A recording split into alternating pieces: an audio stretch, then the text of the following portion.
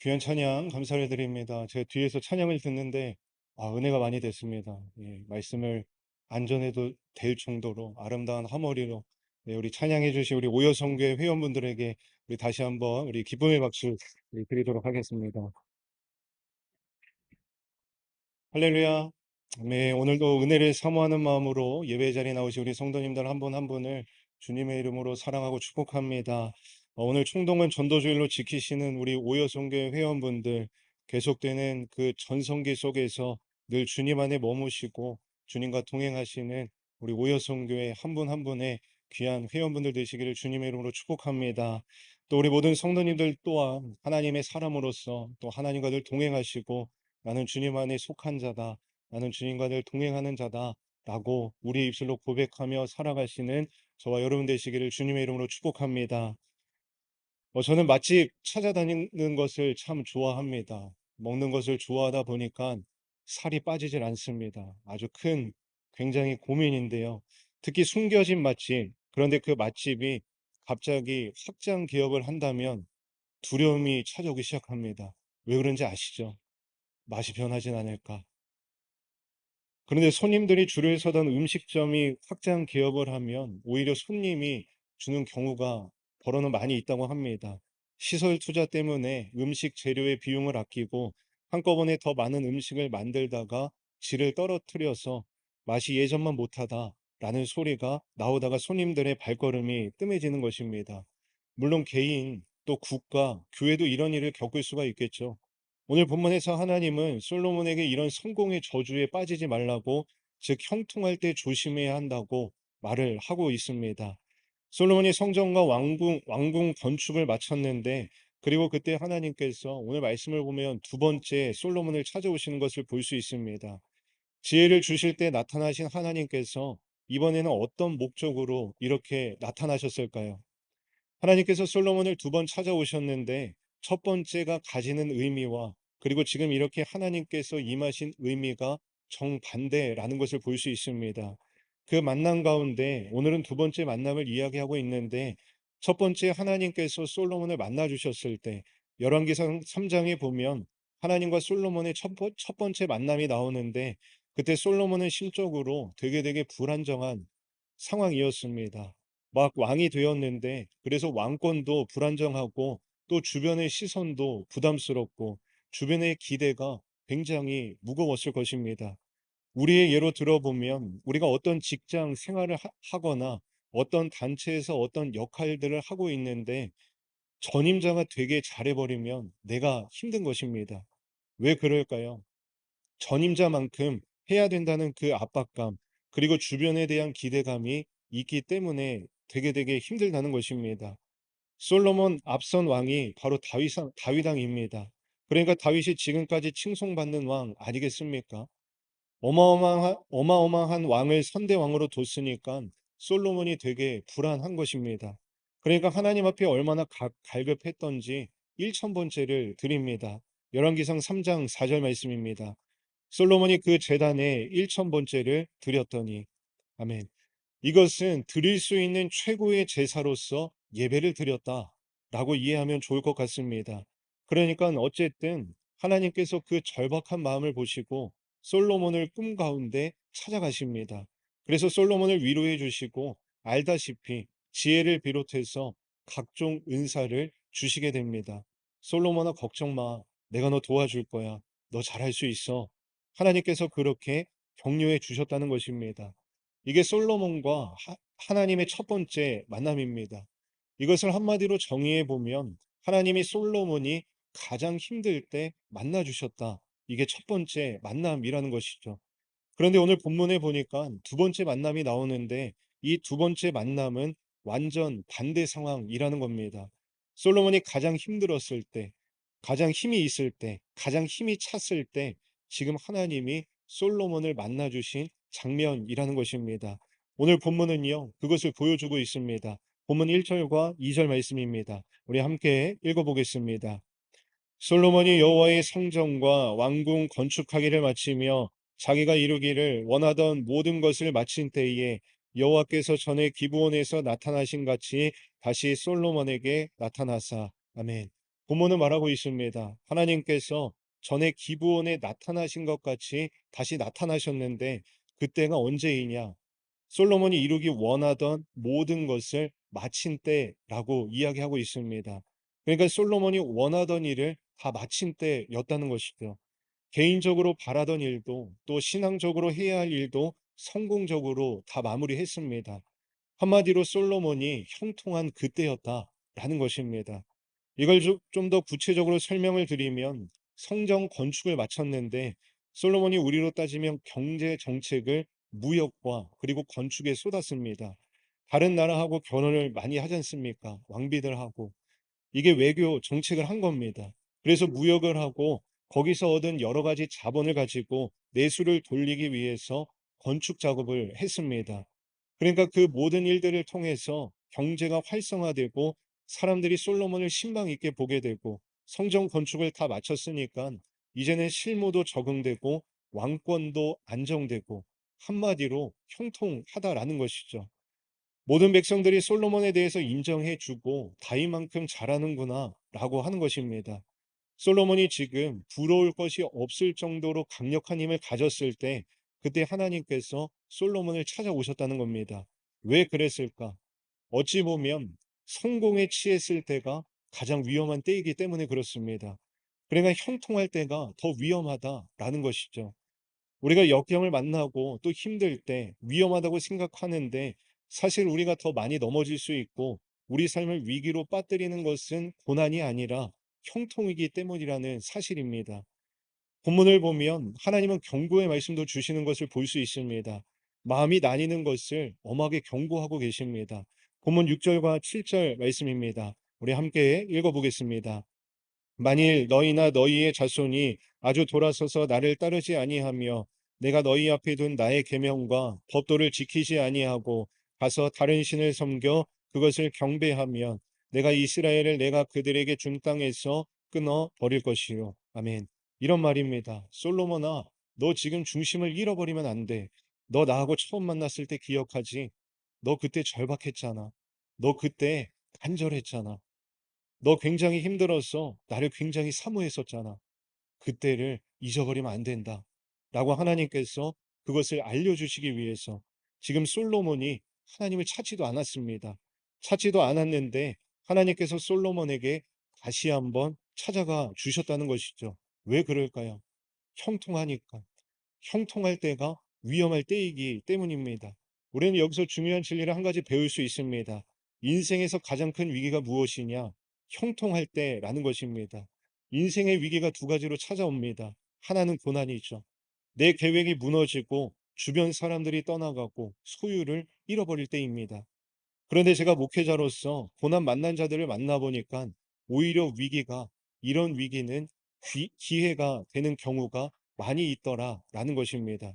내가 생각했던, 그동안 내가 준비했던 계획이 틀어지니까, 문이 닫히니까, 비로소 또 다른 문을 찾게 되고, 더 넓은 세상을 발견하는 일들이 있다는 것입니다. 또 내가 전부라고 생각했던 어떤 관계들이 파괴되는 과정을 통해서 관계 옥석이 갈리기도 합니다. 그러면서 아, 정말 좋은 사람들은 이런 사람들이고 사실 이런 사람들이 내 주변에서 나를 지지하고 있었구나. 못 봤던 사람들이 보인다는 겁니다. 관계의 지평이 열린다는 것이겠죠. 무엇보다 하나님과 더 친밀해짐을 알 수 있습니다. 그러니까 우리가 사실 위기라고 생각하는 것들은요, 오히려 축복의 계기가 되는 일이 많이 있다는 것입니다. 그러면 무엇이 진짜 위기이냐? 진짜로 조심해야 될 위기는 바로 형통이라는 것입니다. 내 계획대로 되죠. 사람들이 모입니다. 사람들이 박수치고 모든 것이 내 뜻대로 돼서 내가 다 가졌다고 생각할 때 오히려 그때가 더 위험하다는 것입니다. 우리가 다윗을 생각할 때도 다윗이 언제 힘들었지? 언제 위기였지? 라고 하면 다 광야라고 생각을 합니다. 다윗이 사울 왕에게 쫓겨다니고 살기 위해서 미친 척 할 수밖에 없었고 이때가 위기라고 생각을 하는데 사실 그때가 다윗의 전성기입니다. 다윗의 인품이 가장 빛났던 시기이고 다윗의 실력이 광야에 있어도 사람들이 모이는 겁니다. 전성기였다는 것이죠. 실제로 다윗의 시가 어디서 많이 나옵니까? 광야에서 많이 나옵니다. 그 놀라운 고백들이 하나님과 그 친밀했던 고백들이 광야에서 나오는 것입니다. 그러니까 그때는 사실 위기가 아니었다는 것입니다. 진짜 위기는 언제이냐? 형통할 때, 성공할 때라는 것이죠. 모든 것이 다윗의 뜻대로, 모든 것이 내 뜻대로 될 때가 위기라는 것입니다. 사무엘하 11장 2절 말씀인데요. 이게 다윗이 밧세바를 범하기 전의 일입니다. 사무엘하 11장 2절 말씀입니다. 저녁 때에 다윗이 그의 침상에서 일어나 왕궁 옥상에서 거닐다가 그곳에서 보니 한 여인이 목욕을 하는데 심히 아름다워 보이는지라. 다윗이 왕궁 옥상에 있었습니다. 인생의 정점을 표현하고 있는 것이죠. 지금 자기 부하들은 다 전장에 나가서 피땀 흘리면서 싸우고 있는데 이제 다윗이 전쟁터에 나가지 않습니다. 그리고 화려한 왕궁에 머무는데 왕궁에서도 가장 높은 곳, 옥상에 있었다는 겁니다. 바로 인생의 정점에 있었다는 것이겠죠. 한마디로 형통할 때 그때 넘어지는 것 아니겠습니까? 그 옥상에서 무엇을 봅니까? 목욕하는 여인을 봅니다. 그리고 말로 다 할 수 없는 범죄를 짓지 않습니까? 그러니까 여러분, 형통이 진짜 위기라는 것입니다. 형통할 때, 성공할 때 조심해야 한다라는 것이죠. 우리는 여기서 또 한 가지 깨달아야 하는 것이 있습니다. 무엇이냐? 우리는 겸손해야 합니다. 저도 어릴 적 어머니에게 참 많이 들은 말이 있습니다. 비나, 너 좀 겸손하게 살아. 제가 좀 나름 교만함이 좀 많이 있었습니다. 키도 크고 하니까 아, 나 뭐 어디 가서 누가 모델로 데려가지 않을까. 헛된 꿈이었습니다. 하나님이 저를 이렇게 부르시고 어머니가 항상 너 겸손해야 돼. 그 말이 아직도 잊혀지지 않습니다. 혹시 여러분 성과를 내셨습니까? 관계를 얻으셨습니까? 주변 사람들의 인정을 받고 있고 또 하는 일들이 교회 안팎에서 제법 되어가는 것 같으십니까? 여러분, 겸손하시기를 주님의 이름으로 축복합니다. 우리는 조심해야 되겠죠. 왜 그럴까? 그때가 가장 위험한 때이기 때문에 그렇습니다. 성경은 말합니다. 고린도전서 10장 12절 말씀입니다. 그런즉 선줄로 생각하는 자는 넘어질까 조심하라. 아멘. 오늘 본문을 기억하시기 바랍니다. 하나님께서 찾지 않았는데 다급하게 솔로몬을 찾아가십니다. 왜? 솔로몬에게 형통이라는 위기가 찾아왔기 때문입니다. 바라기는 형통함 뒤에 숨은 위기를 분별하시고 지금처럼 계속해서 하나님과 가까이 하시며 기도하시는 저와 여러분 되시기를 주님의 이름으로 간절히 축복합니다. 그러면 궁금합니다. 우리 그리스도인들은 형통하면 안 되는 것일까? 하나님은 형통하는 것을 늘 주의하고 경고만 하시는 분일까? 그건 아닙니다. 하나님께서 우리가 형통하기를, 우리가 복을 누리기를 그 누구보다도 바라시는 분이시라는 겁니다. 그래서 오늘 말씀을 우리가 잘 보게 되면 하나님께서 솔로몬에게 윽박지르시고 경고하시는 게 핵심이 아니고 오늘 메시지의 핵심은 동행에 있습니다. 하나님께서 솔로몬에게 나와 함께 계속 동행하자고 권면하시고 축복하는 것. 이게 오늘 본문의 핵심이기도 합니다. 본문 3절 말씀입니다. 우리 함께 읽어보겠습니다. 여호와께서 그에게 이르시되 내 기도와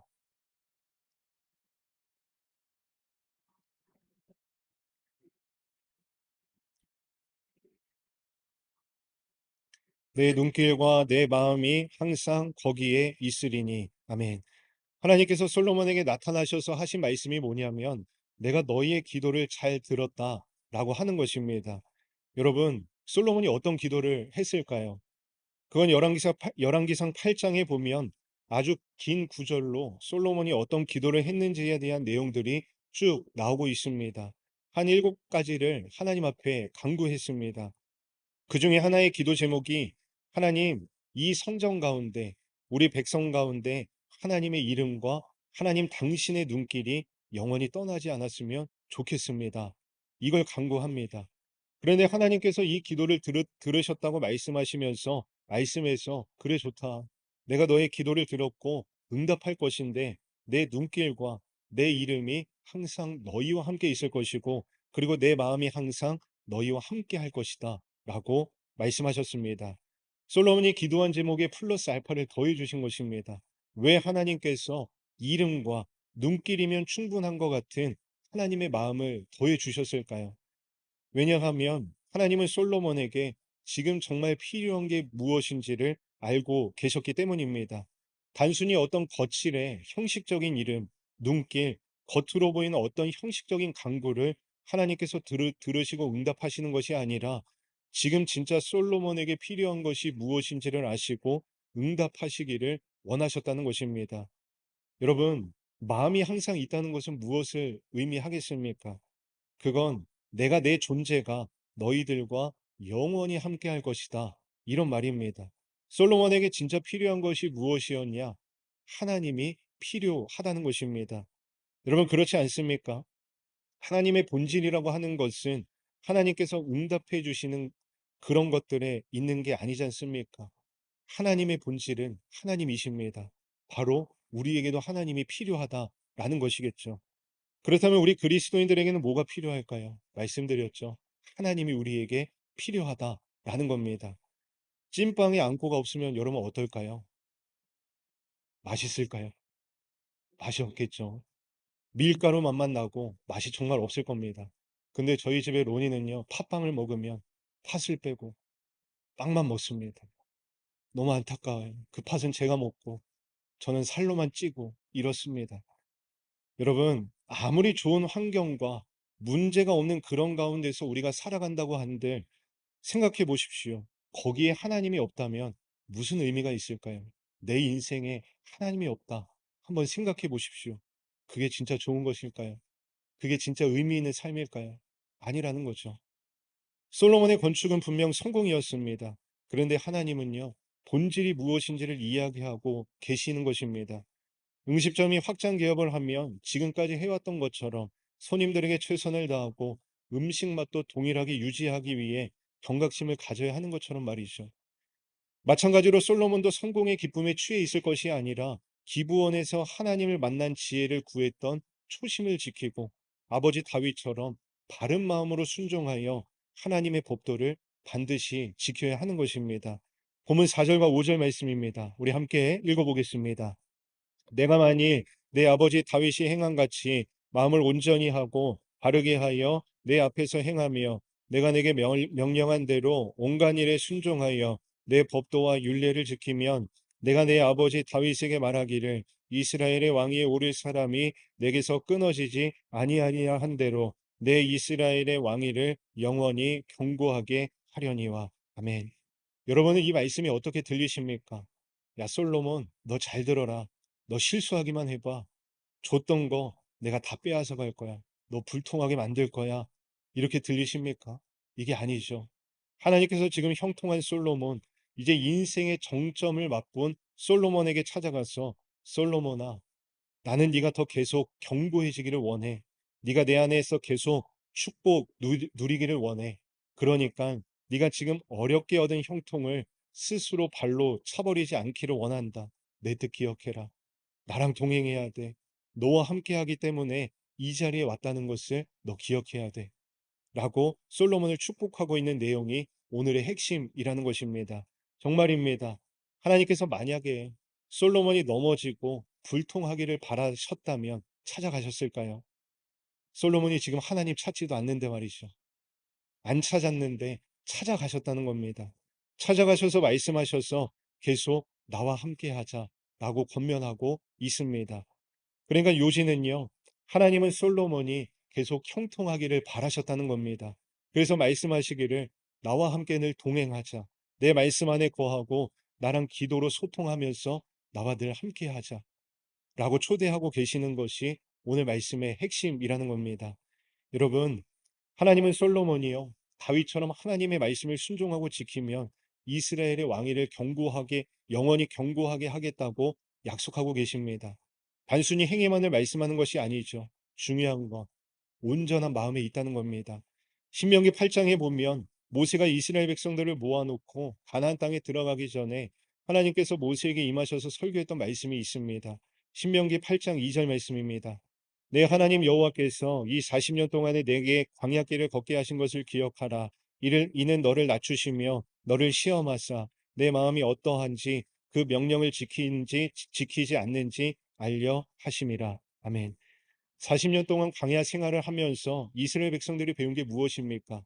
하나님과 동행하는 법을 배웁니다. 하나님과 동행하는 건 세상의 좋은 것들을 따라 사는 게 아니구나. 좋은 것을 얻고 배부르고 등 따시고 문제가 없는 게 좋은 인생이 아니구나. 광야와 같아도 하나님이 나와 함께 하시면 그러면 되는 거구나. 인생은 하나님과 함께 가는 게 진짜 인생이다. 이런 핵심적인 가치를 배웠습니다.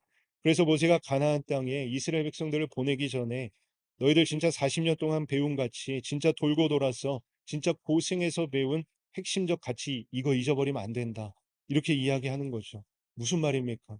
네 마음이 하나님께 향하지 않으면 말짱 도루묵 아무것도 소용없다. 그러니까 네 마음을 잘 지켜라. 하나님과 동행하는 게 인생의 백미다. 이거 잊지 마. 이렇게 이야기를 하는 것이죠. 우리는 여기서 또 한 가지 중요한 사실을 배우게 됩니다. 그것이 무엇이냐?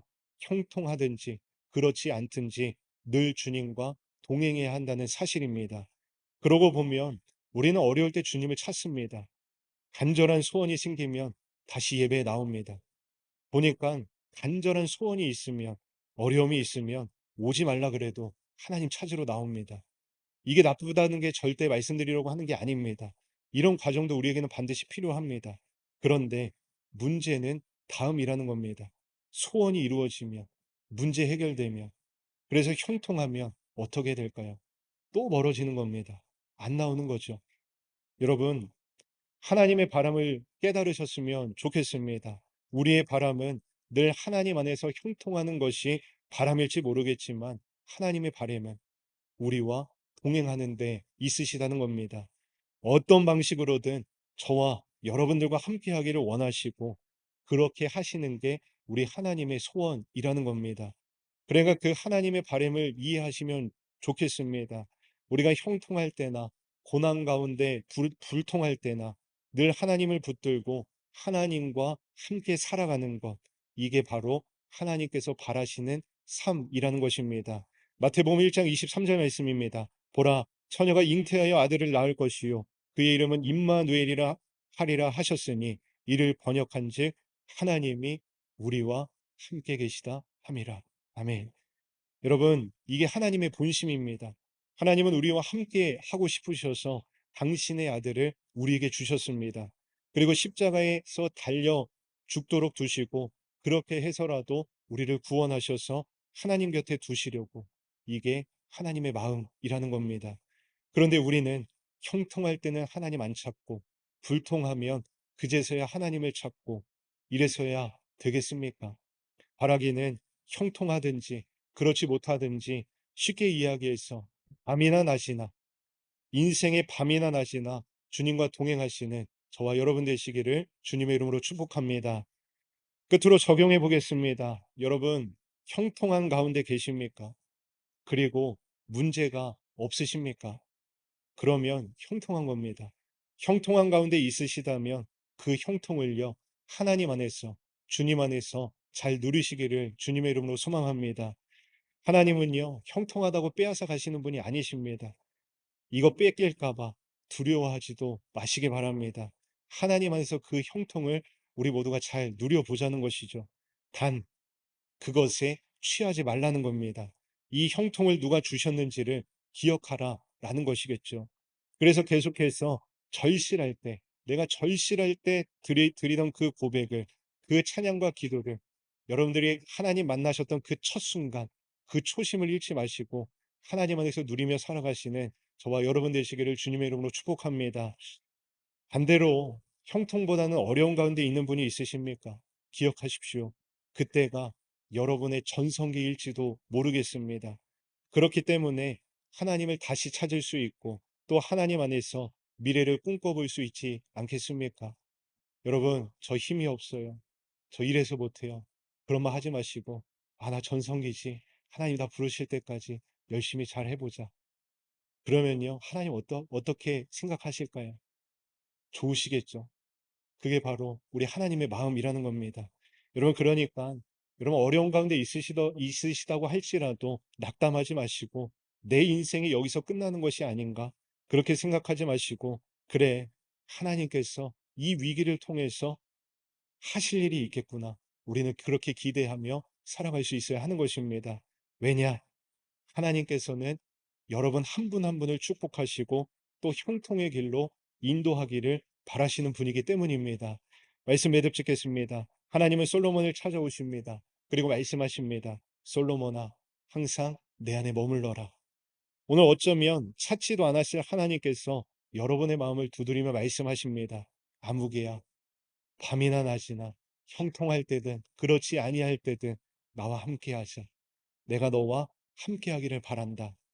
바라기는 이 고백을 하나님의 음성을 쫓아서 형통할 때나 그렇지 않을 때나 밤이나 낮이나 늘 주님 안에서 머무시는 저와 오늘 총동원 전도주일로 지키시는 우리 오여성교회 회원분들 한 분 한 분과 또 우리 모든 성도님들 되시기를 주님의 이름으로 간절히 축복합니다.